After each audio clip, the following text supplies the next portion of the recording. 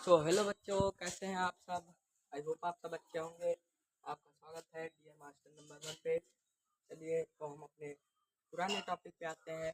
ये है part second, जो कि हमारा चैप्टर है वर्ल्ड विचार व वर्तनी विवेक का सेकंड पार्ट। तो चलिए हम लोग वहीं से स्टार्ट करते हैं जहाँ पे हमने एंड किया था। हम लोग स्टार्ट करेंगे व्यंजन से। व्यंजन की मैंने आपको डिफिनेशन बताई थी, एक बार फिर से बता देता हूँ। व्यंजन क्या है?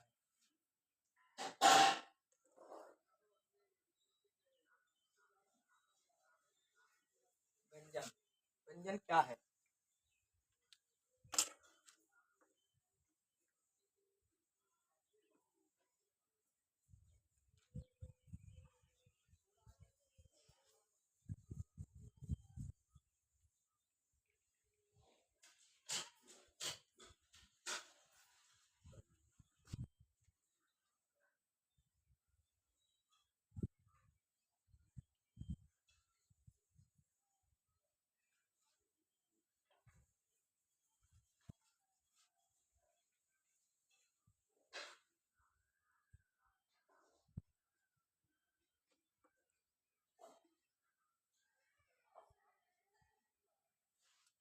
मैंने आपको कल बताया था कि व्यंजन वे होते हैं जिनका उच्चारण स्वतंत्र रूप से नहीं किया जा सकता है। स्वतंत्र रूप से नहीं किया जा सकता है।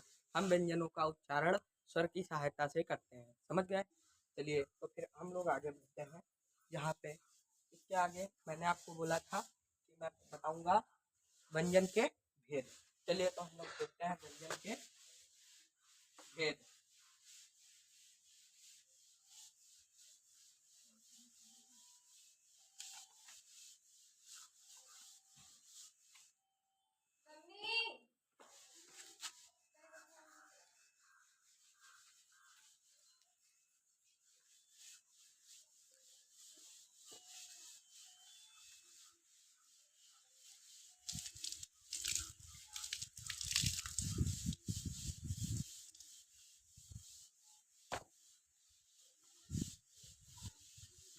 तो चलिए देखते हैं। व्यंजन के हम लोग करते हैं चार प्रकार के आधार पर हम लोग भेद करते हैं। कौन कौन से? सबसे पहला है हमारा उच्चारण। सबसे पहला है हमारा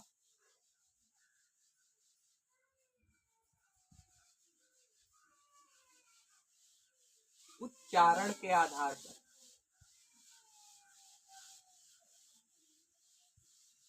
और हमारा दूसरा है, पहला है हमारा उच्चारण के आधार पर, दूसरा है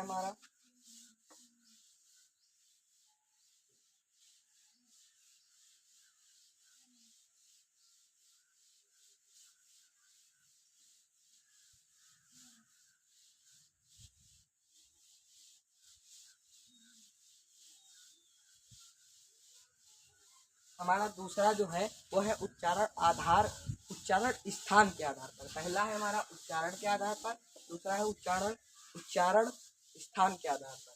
चलिए देखते हैं तीसरा। हमारा तीसरा है श्वास की मात्रा के आधार पर। क्या कह सकते हैं? या हम लोग कह सकते हैं प्राण की मात्रा के आधार पर।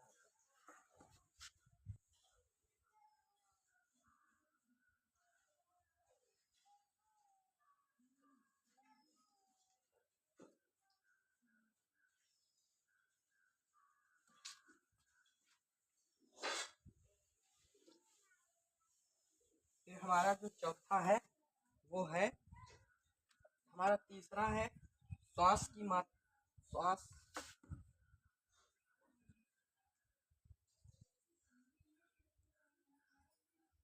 हमारा तीसरा है श्वास की मात्रा के आधार पर या प्राण की मात्रा के आधार पर। समझ गए? प्राण की मात्रा पर। अब हमारा चौथा है स्वर तंत्रियों के आधार पर।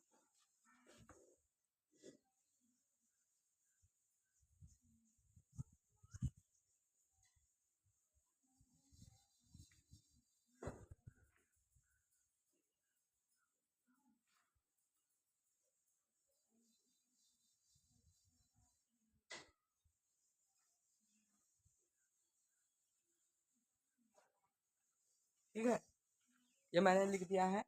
चारों व्यंजन के जो है आधार पर, व्यंजन के 4 प्रकार होते हैं, वो भी आधार पर। किस किस के आधार पर?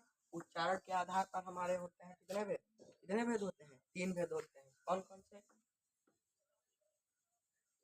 हमारे इसके होते हैं 3 भेद। और जो उच्चारण स्थान के आधार पर है, हमारे इसके होते हैं, देखिए जो उच्चारण आधार के है, जो ये है उच्चारण स्थान के आधार पर, ये हमारे 6 होते हैं, 6। और उसके बाद में जो है ये जो श्वास या प्राण की मात्रा के आधार पर ये हमारे 2 होते हैं। स्वर्ग तंत्रियाओं के आधार पर ये भी हमारे 2 होते हैं। ठीक है, कुल मिला के 3 3 9 9 2 11 और 11 2 13 व्यंजन के 13 भेद होते हैं कुल। ठीक है, चलिए अब रेज करते हैं, आगे देखते हैं उच्चारण के आधार पर 3 भेद कौन कौन से।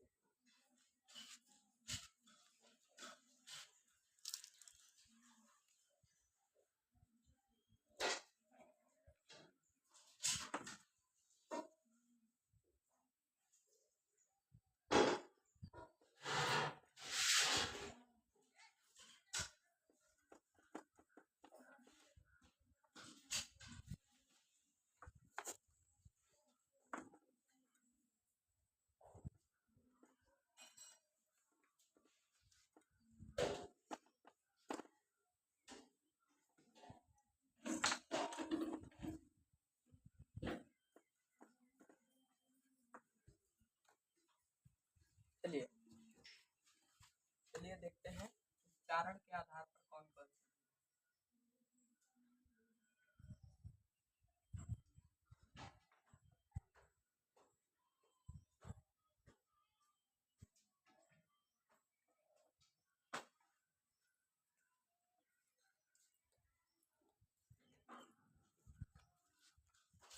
उच्चारण के आधार पर हमारे 3 भेद होते हैं। कौन कौन से? हमारा पहला होता है, इसमें भेद हमारा पहला हो जाएगा स्पर्श व्यंजन। कौन सा? स्पर्श व्यंजन।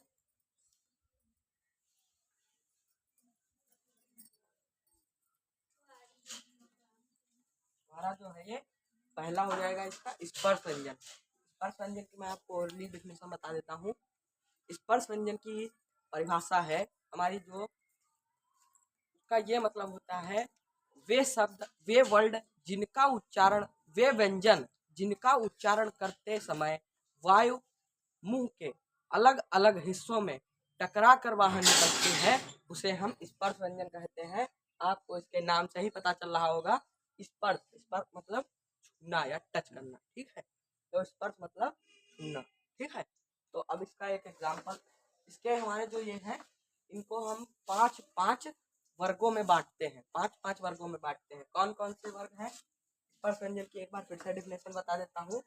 वे व्यंजन जिनका उच्चारण करते समय हवा, वायु मुंह के अलग अलग हिस्सों में टकरा कर बाहर निकलती है, उसे हम स्पर्श व्यंजन कहते हैं। चलिए अब हम इसको जो है स्पर्श व्यंजन 25 स्पर्श व्यंजन होते हैं, जिनको 5 5 वर्गों में बांटा गया है। कौन कौन से वर्ग हैं देखते हैं। क वर्ग, का वर्ग, फिर है चा वर्ग, का वर्ग, चा वर्ग, का वर्ग, चा वर्ग, टा वर्ग, ता वर्ग, पा वर्ग। ठीक है, देखिए का वर्ग, चा वर्ग, टा वर्ग, ता वर्ग, पा वर्ग, तो ये 5, इनको 5 प्रकार से इनको कैटेगराइज किया गया हुआ है। अब चलिए देखते हैं का वर्ग में कौन कौन से आते हैं। देखिए का वर्ग में आता है का, खा, गा, घा, फिर इसके बाद में है हमारा चा। फिर चा वर्ग में चा, चा, चा, चा, या। ठीक है, ये हमारे इसमें दोनों में आते हैं। फिर टा, टा, आ ठ ठ ठ ठ ठ ठ द धा और फिर उसके बाद में ड़ा। अब ये फिर आता है हमारा ता वर्ग। ता वर्ग में आप हम लोग देखेंगे ता था ता धा ना। इनको देखिए 5 ही आएंगे, 5 वर्गों में इनको बांटा गया है, 5 वर्गों में। ये देखिए 5 वर्गों में इनको बांटा गया है, 5 ही वर्ग आएंगे। अब इसमें हम देखते हैं पा वर्ग। चलिए पा वर्ग में देख लेते हैं।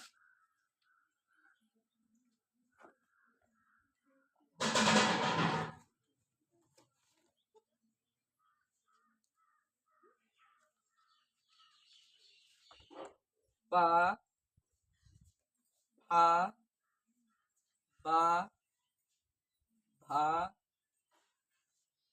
और मा। ये हमारा स्पर्श व्यंजन है जो कि कुल 25 होते हैं। स्पर्श व्यंजन हमारे कितने होते हैं? 25। और जो हमारे व्यंजन थे, व्यंजन कितने होते हैं? 35 होते हैं। इसमें हम इसको और इसको मिला के हम पूरे कुल 35 बोलते हैं। ठीक है,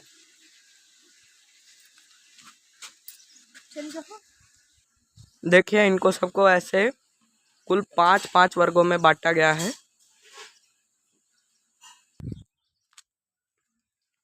तो चलिए देखते हैं इसका जो उच्चारण के आधार पर हमारे 3 होते हैं, उसमें से हमने एक देख लिया है जो कि था स्पर्श व्यंजन। अब हम लोग देखेंगे अंतस्थ व्यंजन।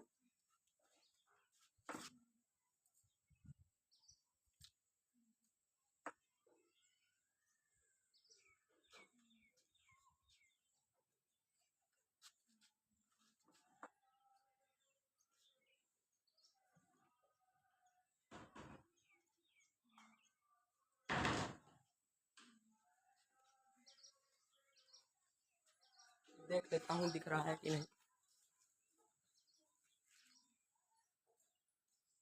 तो बिल्कुल भी दिख नहीं रहा है।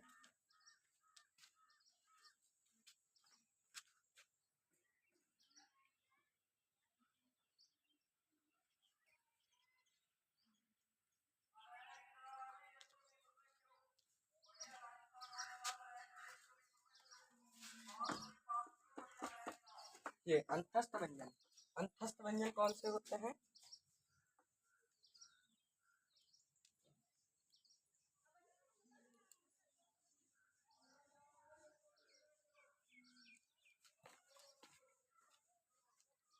चलिए देखते हैं अंतस्थ व्यंजन कौन से होते हैं।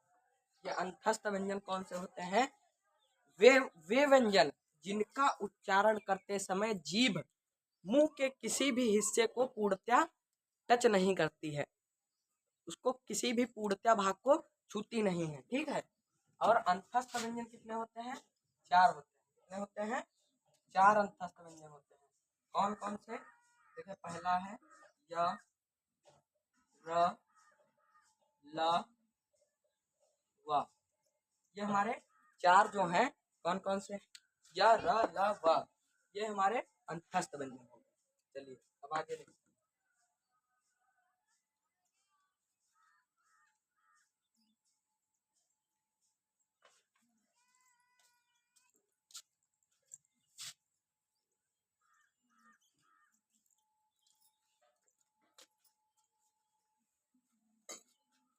अब हमारा तीसरा है जो ये है ऊष्म व्यंजन। कौन सा? ऊष्म व्यंजन। चलिए देखते हैं ऊष्म व्यंजन कौन से होते हैं। ऊष्म व्यंजन हमारे वो हैं जिन व्यंजनों का उच्चारण करते समय मुंह से गर्म हवा निकलती है, मुंह से गर्म हवा निकलती है। कौन कौन से हैं हमारे? ये भी हमारे 4 होते हैं। कौन कौन से? च अ च ह, ये हमारे 4 व्यंजन होते हैं। ठीक है, आई होप आप सबको समझ में आ रहा होगा। अगर समझ में आ रहा है तो वीडियो को लाइक करिए, चैनल को सब्सक्राइब करिए।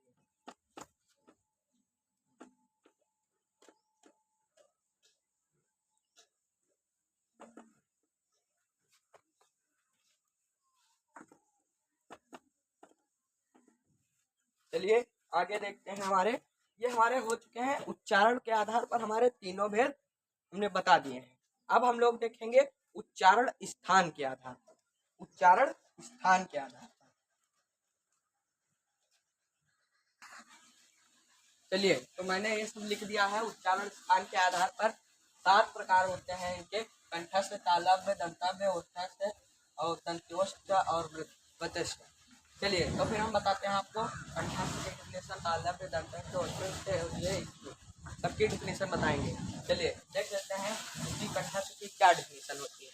कंठस्थ जिन व्यंजनों का उच्चारण करते समय हमारे, अब समझिएगा, बात को समझिएगा, जिन व्यंजनों का उच्चारण करते समय जिह्वा का पिछला भाग हमारे इसको तालु को ऊपर सबसे लास्ट में टच करता है, उन्हें हम क्या कहते हैं? कंठस्थ व्यंजन। गले के पास में टच करता है, आप समझ लीजिए, उसके तालु के पिछले भाग को टच करता है, उसे हम कंठस्थ व्यंजन कहते हैं। और तालव्य व्यंजन क्या होता है? जिन व्यंजनों का उच्चारण करते समय जिह्वा का अग्रभाग, तालव्य व्यंजन बता रहा हूँ, जिन व्यंजनों का उच्चारण करते समय जिह्वा का अग्रभाग मतलब आगे का भाग तालु के कठोर भाग को स्पर्श करता है, तो वो तालव्य व्यंजन होते हैं। ठीक है, अब चलिए देखते हैं दंत्योष्ठ। ये हमारे दंत्य ये हमारे व्यंजन होते हैं जिन व्यंजनों का, इसकी डिफिनेशन हमारी है, जिन व्यंजनों का उच्चारण करते समय जिह्वा की नोक दांतों को स्पर्श करती है, उन्हें हम दंत्य व्यंजन कहते हैं। का वर्ग इसमें कंठस्थ में का वर्ग आएगा, तालव्य में चा वर्ग आता है पूरा, और दंत्य में क्या वर्ग आएगा, उसमें अब इसकी हम डिफिनेशन बताएंगे। जिन व्यंजनों का उच्चारण करते समय होठों के द्वारा वायु का अवरोध होता है, इन्हें हम क्या कहते हैं? ओष्ठ व्यंजन कहते हैं। इसमें पूरा ता वर्ग आता है। फिर है दंत्योष्ठ। ठीक है, तो अब हम इसकी बात करेंगे दस की। ठीक है, ना र ल इसमें आते हैं हमारे, इसकी डिफिनीशन है, जिन व्यंजनों का उच्चारण करते समय जिह्वा जिन व्यंजनों का उच्चारण करते समय जिह्वा ऊपरी मसूढ़े को स्पर्श करती है, उसे हम क्या कहते हैं? व्यंजन कहते हैं। ठीक है, अगर आपको समझ में आ रहा हो तो वीडियो को लाइक करिए, चैनल को सब्सक्राइब करिए और ज्यादा से ज्यादा शेयर करिए। चलिए अब हम अगले देखते हैं, तीसरा जो हमारा है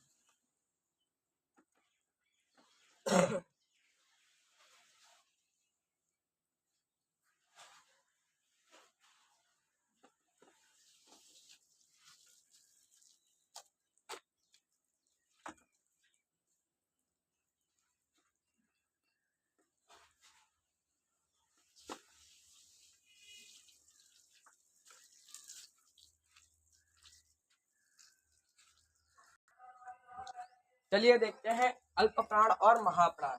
ये श्वास की मात्रा के आधार पर हमारे भेद हैं, इसके व्यंजनों के, अल्प प्राण और महाप्राण। चलिए अल्प प्राण देखते हैं। अल्प प्राण की डिफिनेशन बहुत ईजी है, जिन व्यंजनों का उच्चारण करते समय श्वास वायु कम मात्रा में निकलती है, उन्हें हम अल्प प्राण कहते हैं।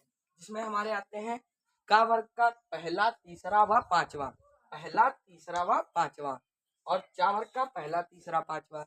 अब देखते हैं महाप्राण। महाप्राण में क्या होता है? महाप्राण भी बहुत इजी है, जिन व्यंजनों का उच्चारण करते समय श्वास वायु अधिक मात्रा में निकलती है, उसे हम महाप्राण कहते हैं। इसमें आता है हमारे का और चा वर्ग का दूसरा तथा चौथा वर्ग। ठीक है, दूसरा तथा चौथा।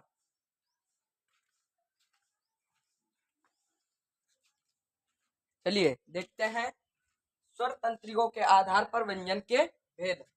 पहला है घोष, दूसरा है अघोष, इसे हम सघोष भी बोलते हैं। चलिए अब देख लेते हैं घोष की डिफिनेशन। जिन व्यंजनों का उच्चारण करते समय स्वर तंत्रियों में कंपन नहीं होता है, उन्हें हम कहते हैं घोष। ठीक है, और जिनमें होता है कंपन स्वर तंत्रियों में, उन्हें हम अघोष बोलते हैं। चलिए इसके देख लेते हैं, एग्जाम्पल देख लेते हैं। इसका हमारा का और चा वर्ग का तीसरा, चौथा, पांचवा आता है। और अघोष में का और चावर का पहला दूसरा आता है। ठीक है, तो वीडियो अच्छी लगी हो तो लाइक करिए और चैनल को सब्सक्राइब करिए और ज़्यादा से ज़्यादा शेयर करिए।